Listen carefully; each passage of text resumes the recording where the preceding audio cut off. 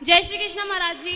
महाराज जी, जैसे अभी अभी आपने बताया कि अगर हम पीरियड्स में भी हैं तो भी हम तुलसी की माला धारण कर सकते हैं, तो हाँ, तो उसके बाद ऐसा क्यों कंसीडर होता है जब एक विमेन मेंस्ट्रुएशन टाइम पे होती है तो उसे क्यों फिर अनप्योर कंसीडर करते हैं, जबकि जो हमारी माता रानी है वो खुद भी तो एक फीमेल है, और जब वो अपने आसन पे होती है और जब वो सबको इक्वालिटी से ट्रीट करती हैं तो लोग क्यों फिर उस समय इनइक्वालिटी से ट्रीट करते हैं इस कंटेक्स्ट में?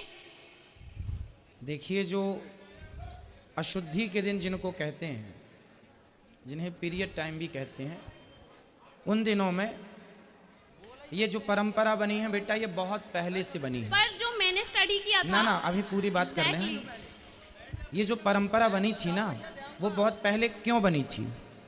जब महिलाएं मासिक धर्म में होती हैं तो उनको कहा जाता है कि आप आराम कीजिए, घर पे रहिए, घर से बाहर ना जाइए, काम ना कीजिए, भोजन ना बनाइए, है ना। ये बातें तब कही गई थी जब हमारे देश में जब महिलाएं घर का काम करती थीं। उस समय पहनने के लिए कपड़े नहीं होते थे। उस समय जो आज व्यवस्थाएं स्त्रियों के पास हैं, वो पहले ये व्यवस्थाएं नहीं थी जो आज के दौर पे हैं। पहले के ज़माने में महिलाएं कांच लगाती थीं, धोती पहनती थी ना, कांच लगाती थीं। उस कांच में अब वो कितनी अब ज़्यादा चलेंगी तो कांच यदि खुल गई, चार लोग बैठे हैं तो बाहर मार्केट में जाने से रोकती थी, आप कमरे में रहो क्योंकि इस पीरियड टाइम पर आप बाहर जाएंगे, कल को आपने कांच, क्योंकि ये व्यवस्थाएं आज की तरह नहीं थी। कांच लगा के महिलाएं साड़ी पहनती थी। झांसी की रानी भी कांच लगाकर, कांच लगाना समझते हैं? कांच लगाना बेटा समझते हैं? नहीं। महाराष्ट्र में आज भी कुछ महिलाएं कांच लगाकर साड़ी पहनती हैं। हमारे गौरी गोपाल वृद्धाश्रम में भी पुरानी कुछ माताएं हैं जो आज भी कांच लगाती हैं। तो कांच लगाना जानते हैं? कभी आपके माँ से पूछना, बताएंगे। तो जो कांच लगाकर धोती पहनते थे ना, तो उनमें इतनी ज़्यादा व्यवस्थाएं नहीं थी कि जब वो चाय बाहर निकलेंगी, कल को उनका वो कपड़ा, गंदा कपड़ा किसी के बीच में गिर गया, कोई देखे, समाज में अच्छा नहीं लगता। इसलिए बुजुर्ग लोग कहते हैं आप लोग घर के अंदर रहिए, घर के भीतर रहिए, है ना। पर वो कहते कहते बाद में क्या हुआ, अब तो देश बदल गया, अब तो समय बदल गया, अब ज़रूरत नहीं है। अब तो आप उस समय पे आप क्रिकेट भी खेल सकते हैं, उस समय आप प्लान भी उड़ा सकते हैं, क्योंकि अब सुविधाएं अत्यधिक हो गई हैं। तो वो उस जमाने की बात थी, अब हम उसे अपडेट कर सकते हैं, आज के हिसाब से उसे चेंज कर सकते हैं इन व्यवस्थाओं में। बट चूंकि उन दिनों में जो गंदा ब्लड होता है महिलाओं का, वह बाहर होता है, इसलिए बुजुर्ग लोग ये कहते हैं कि आप किसी के संपर्क में ना रहो, मीन्स सबसे दूर रहो, घर में अकेले रहो, मीन्स पति से, पुत्रों से थोड़ा सा दूरी। इसलिए क्योंकि आपके आसपास बहुत सारे बैक्टीरिया, बैड बैक्टीरिया हो सकते हैं, तो आपके स्पर्श करने से वह सामने वाले में चले जाएं, कुछ बीमारी हो जाए। जैसे कोरोना के लिए आजकल हम लोग दूर रहते हैं, 2 गज की दूरी जरूरी, उस प्रकार बुजुर्गों ने वह नियम बनाए थे कि हो सकता है इसमें किसी को नुकसान ना हो, इसलिए उन्होंने कहा आप अलग रहिए 4 दिन के लिए, और पति को, पुत्र को ज़्यादा टच ना करिए, भोजन ना बनाइए।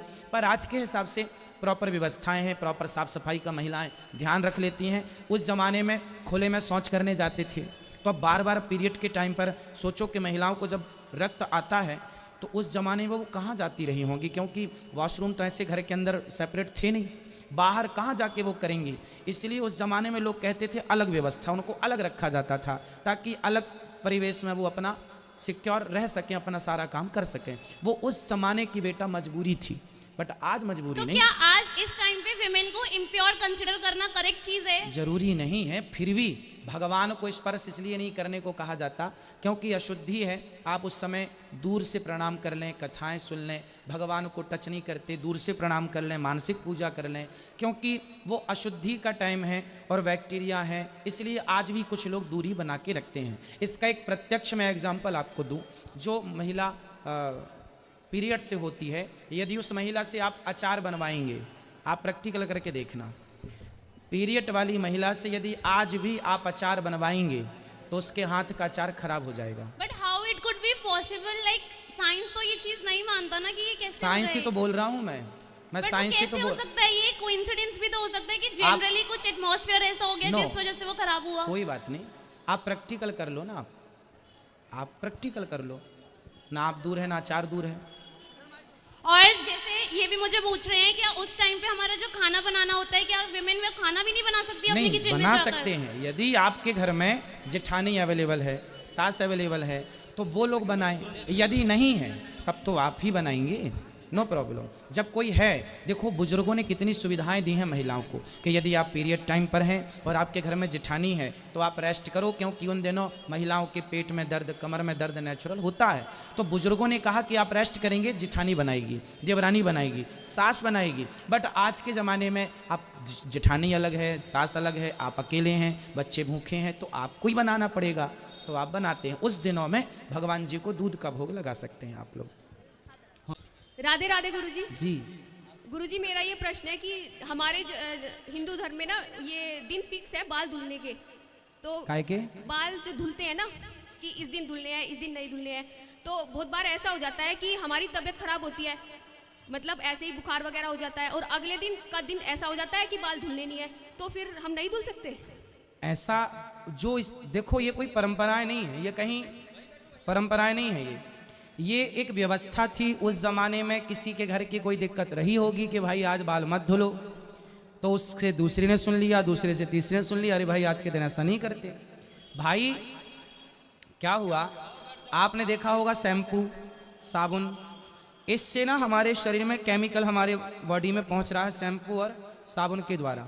तो हमारे बड़े बुजुर्गों ने नियम बना दिया कि भाई आप लोग कहीं इन चीज़ों से अपना सेहत ना बिगाड़ लें, तो एक दिन साबुन मत लगाओ, इसी बहाने आपकी बॉडी को रिलैक्स मिलेगा, केमिकल से बचाव होगा, इन चीज़ों से बचाव होगा। इस वे पर ये बातें कही गई थी, है ना। इनका कोई, हमारे यहाँ ना मिट्टी से नहाने की परंपरा रही है, माटी से नहाइए।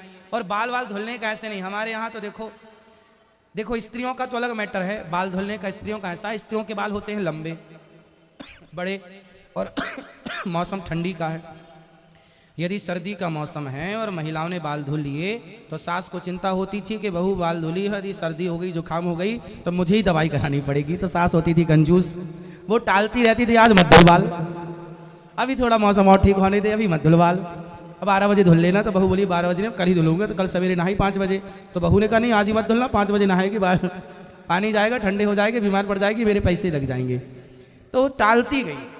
अच्छा, पुरुष तो पहले क्या था, हम लोग नल में थोड़ी नहाते थे, पहले तो हर व्यक्ति नदियों में नहाता था।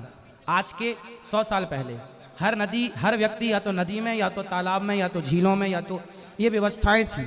हर आदमी खुले में नहाता था। मीन्स नदियों में स्त्रियों के घाट अलग हुआ करते थे, पुरुषों के घाट। अयोध्या जी में आज भी आपने देखा होगा, सीता घाट अलग है, राम घाट अलग है, महिलाओं के नहाने की जगह अलग थी, पुरुषों की अलग थी। तो पहले के लोग तो खुले पानी में नहाते थे, है ना। तो वो कोई दोष नहीं था पुरुष जाके डूब जाता, डुबकी लगाना, ऐसा नहीं कि आज ना डुबकी लगा वार बाल ना धुलो। और माटी उठाता था, उसी से घिस लेता था, हो गया। बाद में साबुन आया, बाद में शैम्पू आई, चीजें आई। तो सास अपने पैसे बचाने के चक्कर में भी ये परंपरा बना सकती है, ताकि महिलाओं को सर्दी ना लगे, और ये आपकी सेफ्टी भी है। भाई अब वो सर्दी में सास ने कह दिया होगा आज बाल ना धुलो, तो क्या हो गया, फिर वो बहू ने कहा, अब अपनी बहू को कहा, सुन मेरी सास ने कहा था बाल नहीं धुलना आज के दिन लो वो याद करके बैठ गई, दिन परंपराएं बन गई। ऐसी परंपराएं बनी है। परंपराएं कैसे बनी है, एक अंधा और एक अंधी थे, तो दोनों पति पत्नी थे, अंधा, दोनों ही अंधे थे। तो वो दोनों बेचारे अपने घर पे तो रहते थे, अपना अंदाजे से सारा काम करते थे, लेकिन उसका दूध ना रोज बिल्ली पी जाती थी। अंधे थे, बिल्ली को पता चला कि इनको कुछ दिखता तो है नहीं, तो बिल्ली आए पूरा दूध पी जाए। तो पत्नी ने अपने पति को बोला, जब तक दूध रहा करे तुम यहाँ लाठी से ऐसे ऐसे ऐसे मारते रहा करो, आवाज आती रहेगी तो बिल्ली नहीं आएगी। अच्छा, बिल्ली नहीं आई। फिर उसका बेटा हुआ, बेटे ने देखा कि जब माँ भोजन बनाती है ना तो पिताजी हमारे लाठी पीटते रहते हैं। फिर उसकी शादी हुई, उसकी दुल्हन आई, तब तक इसके माता पिता संयोग बस दोनों निपट गए, बता ना पाए कि बेटा वो तो बिल्ली के चक्कर था। अब इसने भी अपनी पत्नी से कहा, तू जब भोजन बनाएगी मुझे बताना, मेरे पिताजी ने यहाँ जब भोजन बनाती हैं पत्नियां तो लाठी पीटने की परंपरा है। तो वो तो अंधे थे, पर ये तो अंधा नहीं था, लेकिन चूंकि अब ये भी लाठी पीट रहा है तो ये परंपरा बनती चली गई। ऐसी अंध परंपराएं हमारे देश में आज भी सैकड़ों की मात्रा में जीवित है, आज भी एक्टिव है। जो बनाई किसी और के कारण थी उसका गलत। अब जैसे एक संत जी के बारे में मैंने सुना, एक संत जी के आश्रम में बिल्ली रहा करती थी, बिल्ली। तो संत जी जब ध्यान में बैठा करते थे ना, तो बिल्ली बड़ी उनकी संत थे ना, सबसे प्यार करते, तो बिल्ली जाके गोद में बैठ जाती थी। तो संत जी रोज ध्यान लगाने के पहले बिल्ली को पीपल से बांधा करते थे, वहां पीपल था, पीपल से बांधे बिल्ली को, और संत जी ध्यान में डूब जाए। जब उनका शिष्य तैयार हुआ तो शिष्य ने देखा कि गुरुजी ध्यान लगाने के पहले बिल्ली बांधते हैं, इससे ज़्यादा अच्छा ध्यान लगता होगा। अब तो गुरुजी निपट गए। अब बिल्ली भी गुरुजी के जाने के पहले आगे पीछे बिल्ली भी चली गई होगी। अब बिल्ली रही तो उसने क्या किया, बिल्ली पकड़वाया बोले पकड़ के लाओ। तो पकड़ के लाया और वो भजन करने बैठा, उसके पहले वो पीपल से बांधे। अब उनके बिल्ली बांधने का अलग हिसाब था, क्योंकि वो उनकी पालतू थी और वो एक संबंध रखती थी कि चलो ये हमारे अपने हैं, हमारा पालन करते हैं। वो एक लाड़ था, प्यार था, तो गोद में आती थी, तो ये भजन में डिस्टर्ब ना हो बांध। पर वो तो पकड़ के बांध रहा है, तो वो परंपरा फिर उनके शिष्य ने कहा नहीं बिल्ली तो चाहिए बोले बिल्ली जब तक नहीं बंधेगी मन नहीं लगेगा। तो उन्होंने जोड़ कैसे दिया कि बिल्ली जब तक नहीं बंधेगी मन नहीं लगेगा। ये गलत परंपराएं तैयार होती चली गई ऐसी। गुरुजी राधे राधे। जी गुरुजी में सुसु की तबीयत खराब रहती है, पोटी पार्ट करवाना था। ठीक है करा लो, अभी मार्च में होगी। उनकी फोटो लगेगी? हाँ ये सब बता देंगे आचार्य जी। गुरुजी उनका पैसा सहारा में फंसा हुआ है, निकल नहीं रहा है, आशीर्वाद दे दीजिए। बिल्कुल खींचो निकाल के निकलेगा, कब तक फंसा रहेगा। आशीर्वाद चाहिए आपको। खुश रहो खुश रहो खुश रहो। राधे राधे गुरुजी। जी गुरुजी 2 साल पहले मेरे माताजी के दिमाग के नसों में क्लाउड आ गया था, तो डॉक्टरों ने भी हाथ खड़े कर दिए थे कि इनका कुछ नहीं हो सकता। पर किसी एक सज्जन ने मुझे बताया कि आपकी कथा इनको सुनाए, हाँ फर्क पड़ेगा। हाँ। और गुरुजी जब से इन्होंने आपकी कथा सुनना स्टार्ट करी है, मेरी माँ बिल्कुल एकदम भगवान की कृपा से बिल्कुल सही है, वाह और आपको ये प्रणाम करना चाहती हैं। खुश रहिए मैया जी खुश रहिए। गुरुजी एक चीज और पूछा था, मैं आज आपके वृद्ध माताओं को दर्शन करने के लिए गया। मैंने वृद्ध माताओं के दर्शन करे तो मेरे आंखों में आंसू नहीं रुक रहे थे। मैं ये सोच रहा था कि लोग ऐसे कैसे कर सकते हैं, ऐसे कैसे? देखिए कैसा कैसा करते हैं लोग। आप यहाँ माताओं का दर्शन किया, आपको अच्छा लगा? जी बिल्कुल। बिल्कुल, बहुत लोगों की आंखों में आंसू आ जाते हैं जब वो यहाँ की सेवाओं को देखते हैं। कुछ बेटे कितने निर्दयी होते हैं जो अपनी माँ को निकाल देते हैं, और ये दास उनका बेटा बन के जैसे बन पड़ती है ये सेवा, कोशिश करता है कि अच्छे से अच्छी सेवा।